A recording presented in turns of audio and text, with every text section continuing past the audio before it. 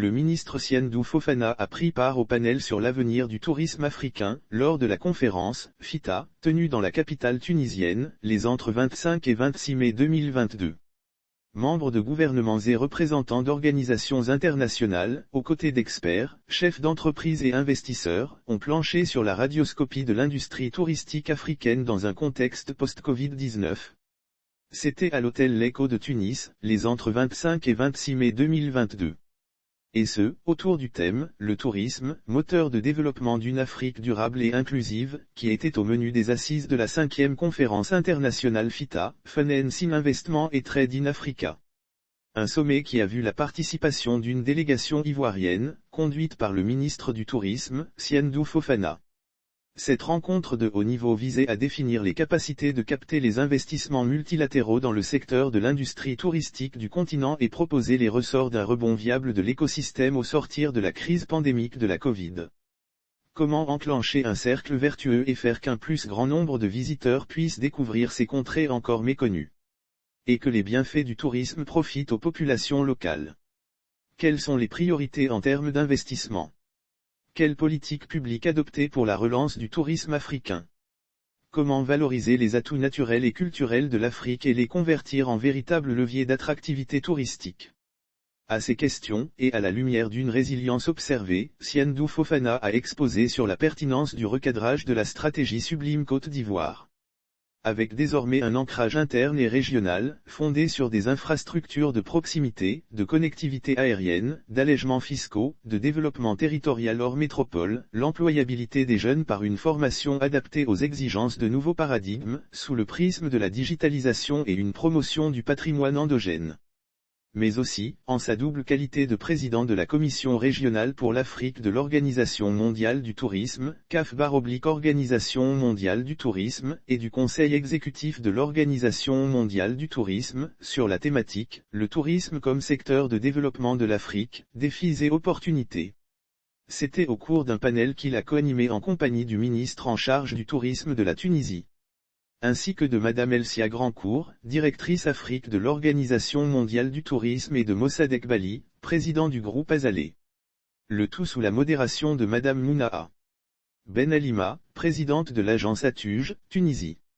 Une hausse de 12% d'arrivée en 2021 par rapport à 2020, même si les chiffres restent de 74% inférieurs à ceux de 2019. La directrice de la région Afrique de l'Organisation mondiale du tourisme, Madame Grandcourt, a salué à cette tribune la contribution de la Côte d'Ivoire à la résilience du tourisme africain, par l'entregent du ministre Fofana. Relevant des statistiques optimistes après une période de grisaille due à la pandémie de la Covid. Il est vrai qu'après la pandémie, l'Afrique a connu une hausse. Mais les dernières indications en provenance de notre groupe d'experts indiquent que la plupart des professionnels du tourisme tablent sur des perspectives plus favorables pour fin de cette année et début 2023. Le retour à la courbe de croissance normale étant prévu à partir de 2024, en ce qui concerne la vision et la priorité de l'Organisation mondiale du tourisme en Afrique, une feuille de route pour le tourisme africain a été élaborée à travers le processus consultatif. Et là, je dirais sous le leadership de son Excellence Monsieur le ministre de la Côte d'Ivoire qui a su regrouper tous les ministres africains du tourisme, justement, autour de cette vision dynamique et stratégique d'un programme d'action commun autour de la marque Afrique, pour le tourisme, pour une croissance inclusive.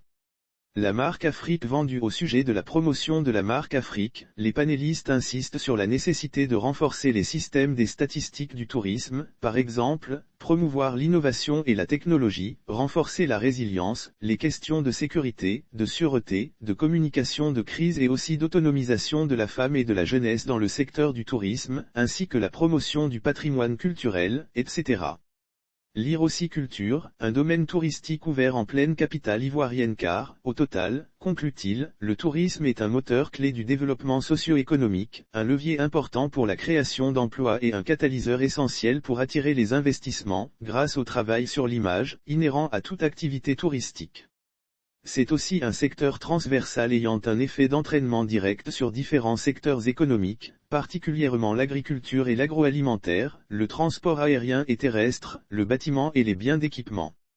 Place au tourisme durable. L'Afrique étant une destination aux multiples facettes, avec 55 pays et une population de plus de 1,3 milliard de personnes, est riche en patrimoine, nombreux sites classés au patrimoine mondial de l'UNESCO, en réserve naturelle, les safaris représentent plus du tiers des revenus touristiques du continent, présentent, malgré tout un retard de développement qui lui offre en retour l'avantage d'éviter les erreurs commises dans le passé par des destinations plus mûres, à savoir le tourisme de masse et le bétonnage des régions et des côtes. Le cap à prendre est un tourisme inclusif, centré sur l'humain, sur la culture, sur le patrimoine naturel, matériel et immatériel, un tourisme durable et respectueux de l'environnement. La prédominance de la population jeune en Afrique assurera une approche digitale de la communication sur les atouts de chaque région, ce qui permettra l'accélération de la croissance. Cette jeunesse permettra également la disponibilité de la main-d'œuvre au moment où le secteur traverse une crise de pénurie aiguë à l'échelle mondiale. Lire aussi Côte d'Ivoire secteur touristique, de grands projets annoncés pour la réussite de la CAN 2023. Le potentiel touristique exceptionnel de l'Afrique est cependant freiné par des facteurs tels que les contraintes de visa, la vulnérabilité des infrastructures, la complexité de l'accessibilité aérienne, les coûts du transport, la faiblesse des systèmes éducatifs et de formation et le déficit d'image, prédominé par des perceptions négatives perpétuées au fil des années.